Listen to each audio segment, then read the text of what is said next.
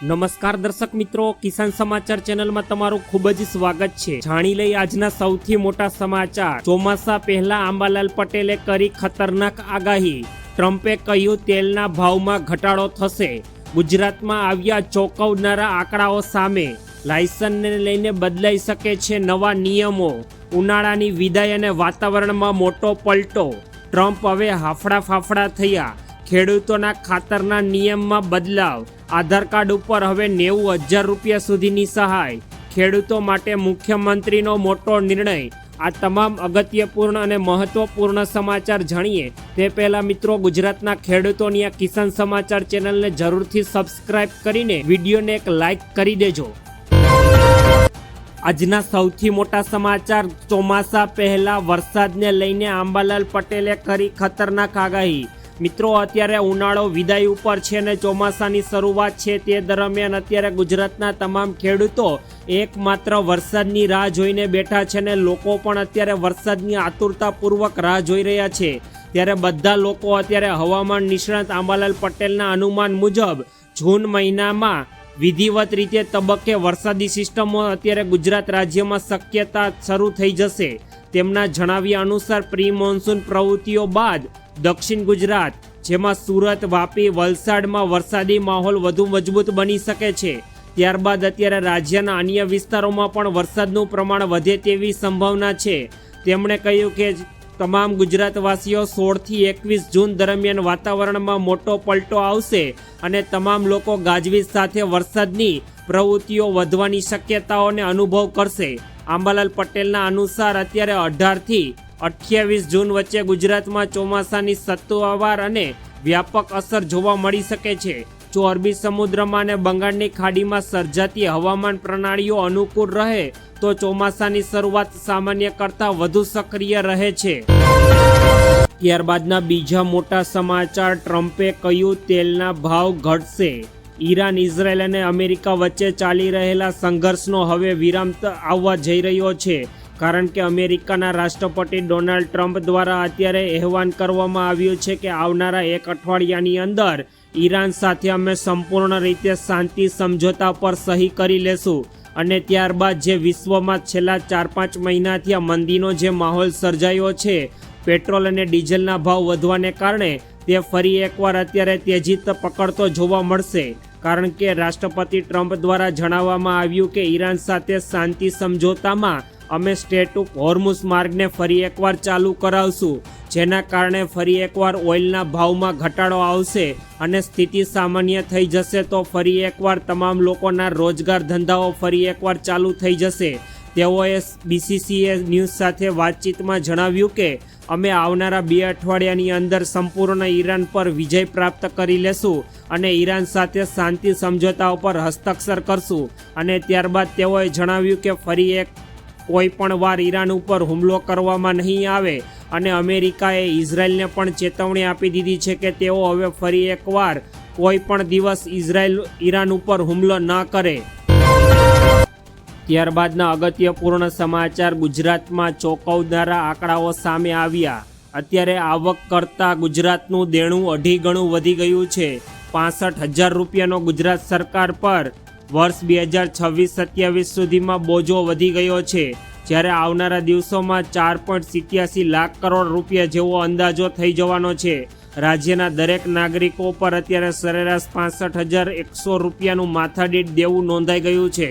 ગુજરાતમાં દરેક સરેરાશ પરિવાર પર આશરે 3,05,970 રૂપિયાનું દેવું ચડી ગયું છે। વર્ષ 1999 અને 2000માં રાજ્ય પર દેવું માત્ર 1,800-510 કરોડ રૂપિયા હતું, જે હવે આસમાને પહોંચી ગયું છે। આગામી 3 વર્ષમાં સરકારના દેવામાં 80,000 કરોડ રૂપિયાનો જંગી વધારો થવાની શક્યતા છે। સરકારની કર અને બિનકર આવક વધવા છતાં દેવા પર નિર્ભરતા અત્યારે સતત વધી રહી છે। મિત્રો, આજથી 20 વર્ષ પહેલાં ગુજરાત સરકાર પર માત્ર 18,000 કરોડ રૂપિયાનું દેવું હતું, જે અત્યારે વધીને અત્યારે 65,000 કરોડ રૂપિયા પહોંચી ગયું છે। આના ઉપરથી સાબિત થાય છે કે ગુજરાત સરકાર પર અત્યારે દેવામાં જઈ રહી છે।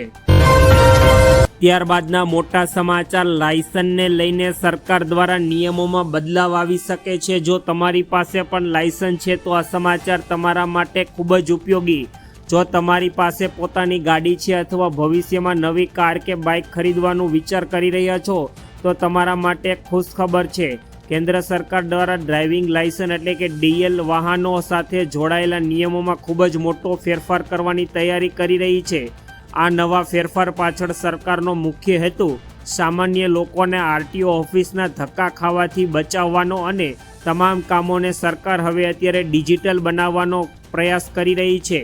હાલના નિયમ મુજબ ડ્રાઇવિંગ લાયસન્સને લઈને એક નક્કી સમય મર્યાદા એટલે કે 20 વર્ષ હોય છે.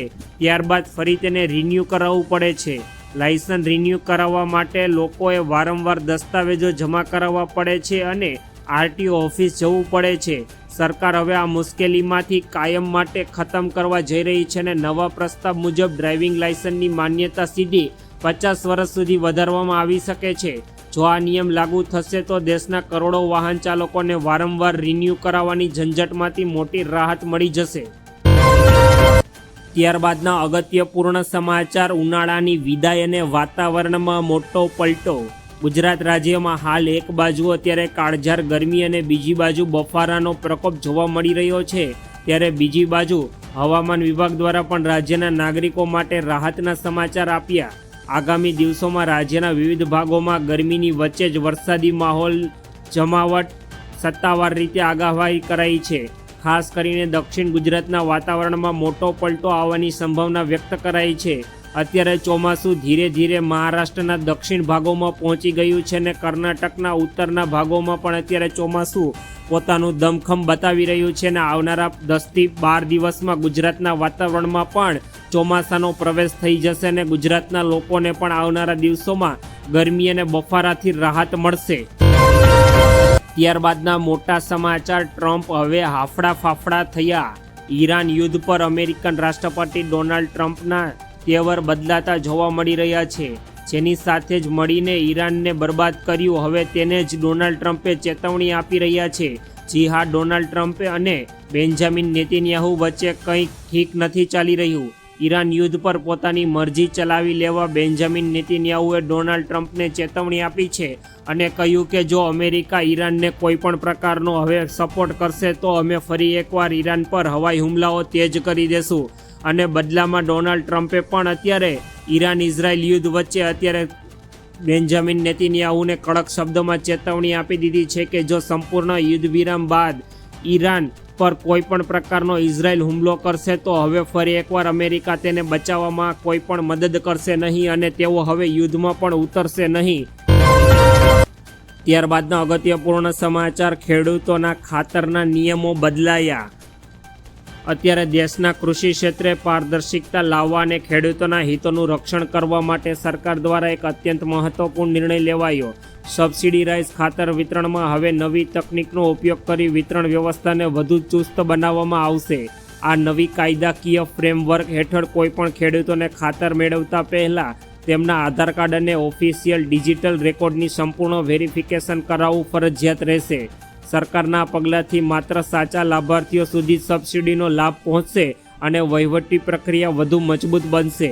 સરકાર હવે તમામ લોકોને પોતાનું આધાર કાર્ડ વેરિફિકેશન બાદ જ સરકાર તેઓને ખાતર આપવા માંગે છે, કારણ કે આનાથી કોઈ પણ પ્રકારની ગફલાબાજીને સરકાર પ્રમોટ કરવા માંગતી નથી. આ વ્યવસ્થા અંતર્ગત સરકારના ખાતર વિતરણ માટે એક ચોક્કસ મર્યાદા પણ નક્કી કરવામાં આવી છે, જે મુજબ હવેથી પ્રતિ ખેડૂતોને દર મહિને વધુમાં વધુ 50 થેલી ખાતર જ આપવામાં આવશે.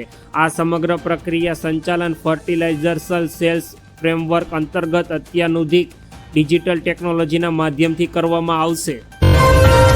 ત્યારબાદના અગત્યપૂર્ણ સમાચાર, આધાર કાર્ડ ઉપર 90,000 રૂપિયા સુધીની સહાય.